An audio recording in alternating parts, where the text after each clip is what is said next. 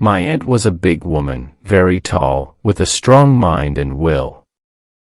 She was what you may call a very manly woman. My uncle was a thin, small man, very weak, with no will at all. He was no match for my aunt. From the day of their marriage, he began to grow smaller and weaker. His wife's powerful mind was too much for him.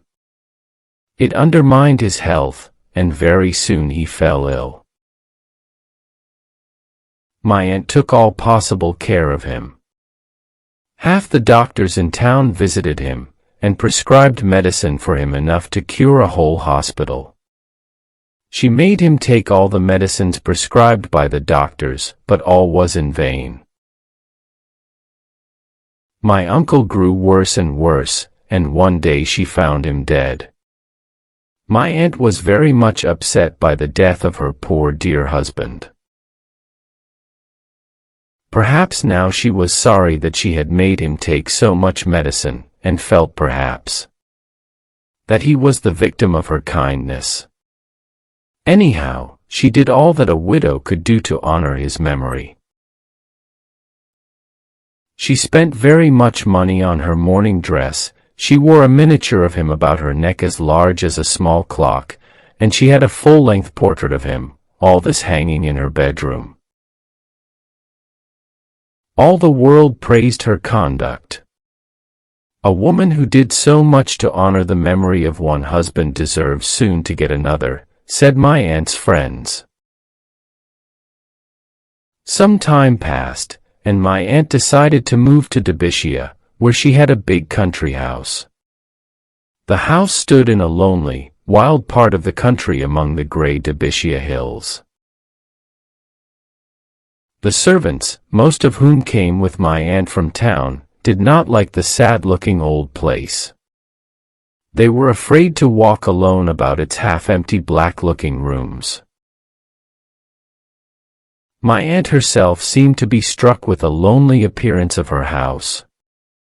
Before she went to bed, therefore, she herself examined the doors and the windows, and locked them with her own hands. Then, she carried the keys from the house, together with a little box of money and jewels, to her own room. She always saw to all things herself. One evening, after she had sent away her maid, she said by her toilet table, arranging her hair. Or in spite of her sorrow for my uncle, she still cared very much about her appearance.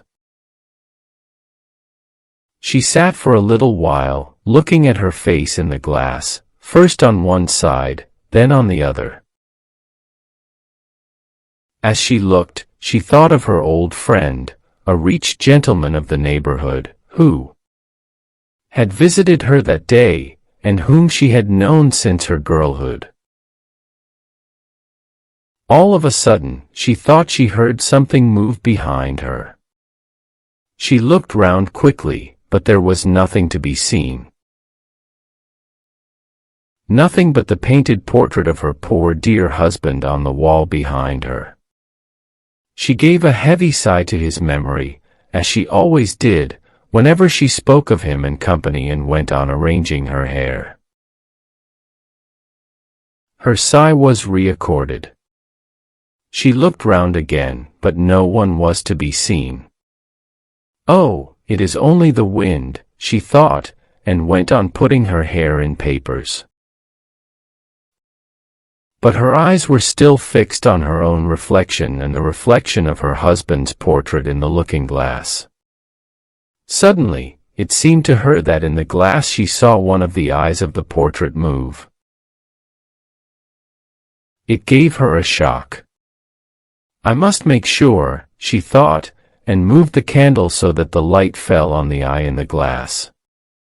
Now she was sure that it moved. But not only that, it seemed to give her a wink exactly as her husband used to do when he was living. Now my aunt got really frightened. Her heart began to beat fast. She suddenly remembered all the frightful stories about the ghosts and criminals that she had heard. But her fear soon was over. Next moment, my aunt, who, as I have said, had a remarkably strong will, became calm. She went on arranging her hair. She even sang her favorite song, Nello voice, and did not make a single false note. She again moved the candle, and while moving it, she overturned her workbox. Then she took the candle and began without any hurry to pick up the articles one by one from the floor. She picked up something near the door, then opened the door, looked for a moment into the corridor as if in doubt whether to go, and then walked quietly out. She hurried down the stairs and ordered the servants to arm themselves with anything they could find. She herself caught up a red-hot poker and, followed by her frightened servants, returned almost at once. They entered the room. Paul was still and exactly in the same order as when she had left it. They approached the portrait of my uncle. "Pulled down that picture," ordered my aunt. A heavy sigh was heard from the portrait. The servant stepped back in fear. "Pulled down at once," cried my aunt impatiently. The picture was pulled down, and from a hiding place behind it, they dragged out a big black bearded fellow with a knife as long as my arm, but trembling with fear from head to foot. He confessed that he had stolen into my aunt's room to get her box of money and jewels when all the house was asleep. He had once been a servant in the house, and before my aunt's arrival had helped to put the house in order. He had noticed the hiding place when the portrait had been put up. In order to see what was going on in the room, he had made a hole in one of the eyes of the portrait. My aunt did not send for the police. She could do very well without them. She liked to take the law into her own hands. She had her own ideas of cleanliness also.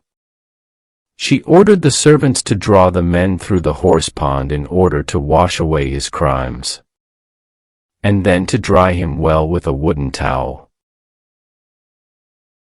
But though my aunt was a very brave woman, this adventure was too much even for her. She often used to say, "It is most unpleasant for a woman to live alone in the country." Even after, she gave her hand to the rich gentleman of the neighborhood.